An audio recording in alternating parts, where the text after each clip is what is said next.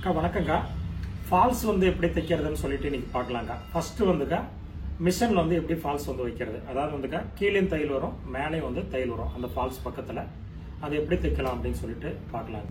அக்கா ஃபால்ஸ் வந்து எப்படி தைக்கலாம் அப்படின்னு சொல்லிட்டு பார்க்கலாங்க்கா. ஃபால்ஸ்லேக்கா ரெண்டு விதமாக இருக்குது.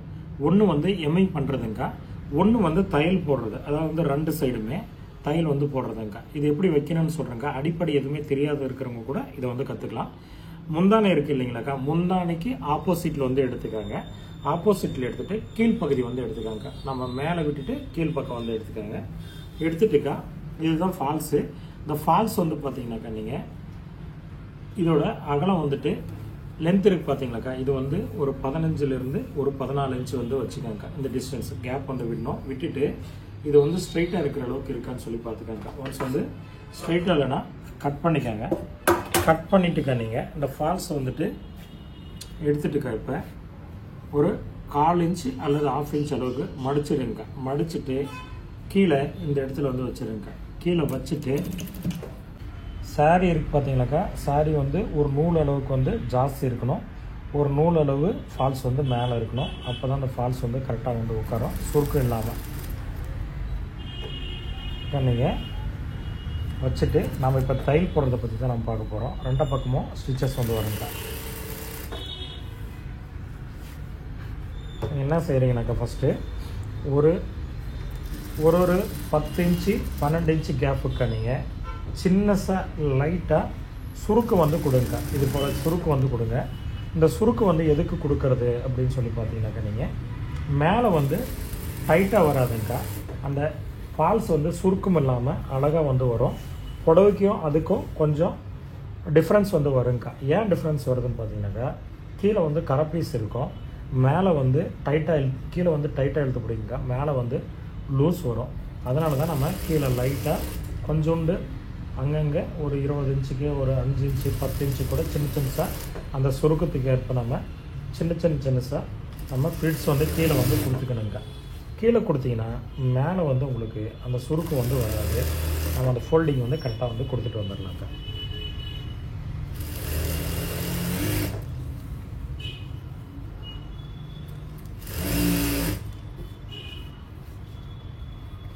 நிறைய பேர் கேட்டுட்டு இருந்தீங்கக்கா, அதனால தான் இது வந்து போடுறோம்.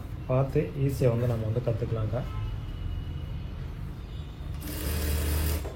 இது நான் செஞ்சிட்ருக்கிறதுக்கா ரெண்டா பக்கமும் தையல் வரும். கீழே தையல் வரும், மேலேயும் வந்து தையல் வந்து வரும். எமர்ஜென்சிக்கு நம்ம ஒரு ஃபால்ஸ் வந்து கஸ்டமருக்கோ இல்லை நமக்கோ வைக்கணும்னா கூட நம்ம ரெண்டு சைட்லும் தையல் வந்து போட்டுக்கலாங்க. நீங்கள் அதே பட்டு புடவை அப்படின்ற பட்சத்தில்க்கா நீங்கள் வந்து தையல் போடக்கூடாது. ஒரு பக்கம் தையல், கீழ் பக்கம் மட்டும் தையல் எடுத்துடணும், மேல் பக்கம் வந்து எம்ஐ வந்து செய்யணுக்கா. அது எப்படின்ட்டு உங்களுக்கு நான் வந்து சொல்கிறேன். இப்போ எக்ஸ்ட்ரா எவ்வளோ வருதுக்கா, அந்த கிளாத்தை நீங்கள் ஒரு 1/2 இன்ச் அளவுக்கு மடிச்சிருங்க. மடிச்சுட்டு இந்த இடத்துல ரப் பண்ணிவிட்டு எடுத்துருங்க. எடுத்துட்டுக்கா பாருங்கள், க்ளீனாக ஃபினிஷிங்காக ஒரே அளவுக்காக இருக்கிற த்ரெட் வந்து போட்டுக்கணும். மேட்சிங்லாம் ஒரே அளவாக இருக்கணுங்க்கா. மேட்சிங் வந்து ஃபால்ஸும் கரெக்டான மேட்சிங் இருக்கணும், த்ரெட்டும் உங்களுக்கு வந்து மேட்சிங் இருக்கணுங்க. அப்போ தான் அது ஃபினிஷிங்காக இருக்கும். நெக்ஸ்ட் வந்து பார்த்தீங்கன்னாக்கா கீழே வந்து எடுத்துக்காங்க. கீழே எடுத்துகிட்டு பாருங்கள், வந்து மடிச்சிடலாம். மடிச்சுட்டு இந்த சைடில் இருந்து எந்த இடத்துல நம்ம ஸ்டார்ட் பண்ணணுமோ அந்த இடத்துல இருந்து ஸ்டார்ட் பண்ணி இதை எடுத்துகிட்டு வாங்க. நீங்கள் ஸ்டார்ட் பண்ணிடலாக்கா. ஸ்டார்ட் பண்ணிவிட்டு ஃபால்ஸ் வந்து பாருங்கள், தையல் வந்து மேலே வந்து போட்டுட்டு வரலாங்க. எதுவும் கீழ் பீஸ் இருக்கக்கூடாது, மேல் பீஸும் இழுக்கக்கூடாது. நார்மலாக நீங்கள் எப்படி தைக்கிறீங்களோ அதே போல் வந்து தைச்சிட்டு வாங்க.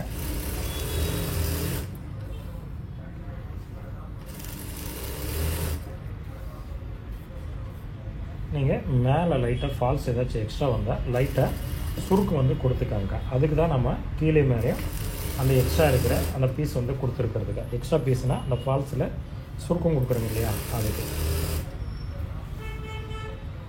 நீங்கள் இந்த டிஃப்ரென்ஸ் தைக்கிறப்ப தான் மேலேயும் கீழேயும் வர அந்த அட்ஜஸ்ட்மெண்ட் வந்து இந்த ஃபிட்ஸ் வந்து கரெக்டாக வந்து அட்ஜஸ்ட் பண்ணிக்கும். உங்களுக்கு பேக் சைடு சுருக்கம் இல்லாமல் நீட்டாக நம்ம வைக்கிற ஃபால்ஸு அப்படியே பேக் சைடு வந்து சுருக்கம் இல்லாமல் இருக்குங்கக்கா. நான் இதை ஃபினிஷ் பண்ணிவிட்டு உங்களுக்கு நான் காட்டுறேன். எந்த இடத்துலையுமே அந்த சுருக்கம் வந்து வந்திருக்காது.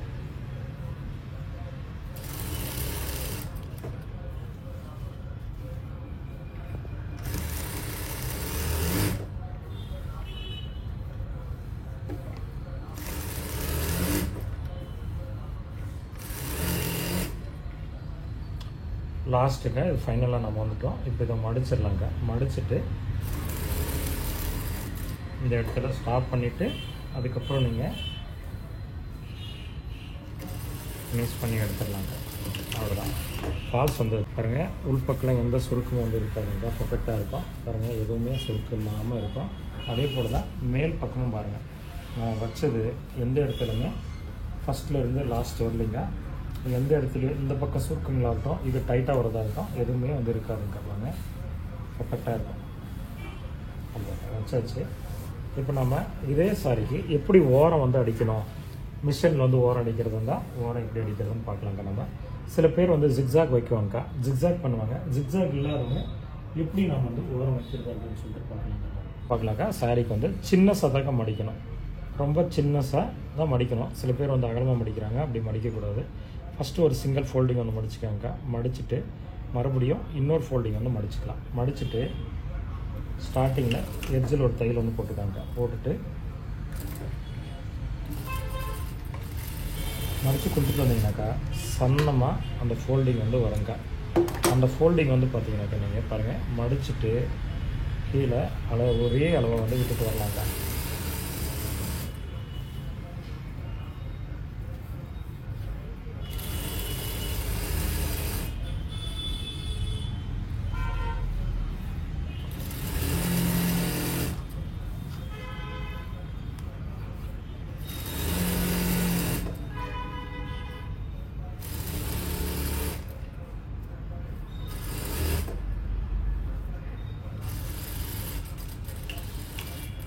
அவ்வளோதாங்க்கா. பாருங்கக்கா, சன்னமாக இருக்கும் உங்களுக்கு ஃபினிஷிங்கு. அதே போல் உங்களுக்கு எந்த இடத்துலையும் கிராஸ் ஆகிறதோ முறுக்கிட்டு வரதோ அதெல்லாம் எதுவுமே வந்து இருக்காதுங்க்கா. இன்னொன்றுக்கா முந்தான சைடு சேம் அதே போல் நம்ம வந்து ஓரம் வந்து அடிச்சிடலாம். அக்கா இது பாருங்கள், முந்தானி சைடு இருக்காது, இதில் வந்து சுருக்கமெல்லாம் இருக்குங்கக்கா. நம்ம முந்தானி இருக்குன்னா முந்தானி வரலையும் கட் பண்ணிடுறாங்க சில பேர் தெரியாதவங்க, அல்லது டிஸ்டன்ஸ் வச்சு கட் பண்ணுறாங்க. அப்படி கட் பண்ணக்கூடாது. மினிமம் 1 இன்ச் வந்து பிளைன் வந்து கிளாத் வந்து இருக்கணுங்க. அந்த பிளைன் கிளாத்தை நீங்கள் 1 இன்ச்சுனா நம்ம மடிக்கிறதோட சேர்த்து 1 இன்ச் வந்து கேப் இருக்கணுங்க. அப்போ நீங்கள் இதை வந்து ஸ்ட்ரைட்டாக இந்த ஃபோல்டிங்லாம் இல்லாமல் நீட்டாக வந்து கட் பண்ணி வந்து எடுத்துக்காங்க. கட் பண்ணிட்டு தான் இந்த முந்தானை வந்து நீங்கள் வந்து செய்யணும். இது வந்து நிறைய சுருக்கங்கள் வந்து இருக்குதுங்க. அந்த சுருக்கம் எல்லாமே நீங்கள் அவாய்ட் பண்ணிட்டு தான் நீங்கள் இதை வந்து செய்யணும்.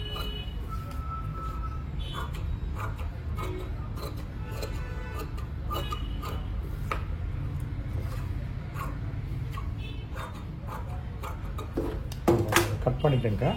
இப்போ இந்த சைடு ஓரம் அடிக்கிறது கொஞ்சம் கஷ்டம்தாங்க. ஏன்னா முந்தானி சைடு வந்து பிரிண்டிங் வந்து கரெக்டாக இருக்காதுங்க, முன்ன பின்ன இருக்கும். அதனால தான் இதுவும் சேமுங்க, சன்னமாக தான் இருக்கணும் அந்த ஃபோல்டிங்கு.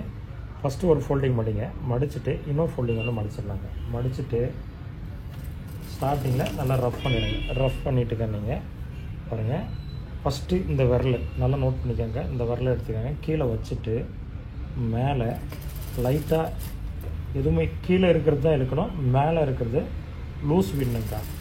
அப்போ அந்த முந்தானி இருக்கிற சைடு உங்களுக்கு வளைவு இல்லாமல் கரெக்டாக வந்து வருங்க. மடிச்சிடலாம், மடிச்சுட்டு கரெக்டாக வந்து வருங்க. இது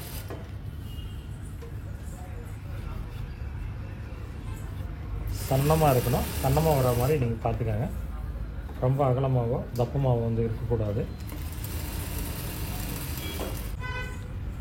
வந்துட்டு நம்ம அப்படியே கண்டினியூஸாக இதோட ஓரம் அடிக்கிறது அப்படின்னு பார்க்கலாங்க. நம்ம பாருங்கள்,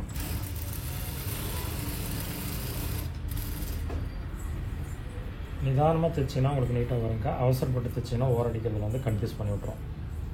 காட்டன் புடவையாக இருந்தால் கூட நிதானமாக தான் நம்ம தைக்கணும்.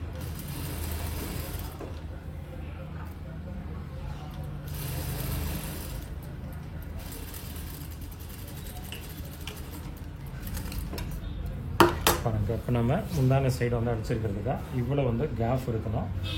சன்னமாக இருக்குதுங்க பாருங்கள், ஓவர்லாக் அடிச்சிருக்கிற மாதிரி அழகாக சன்னமாகவும் அழகாகவும் இருக்குது. நீங்களும் இதே போல் வந்து கற்றுக்கோங்க.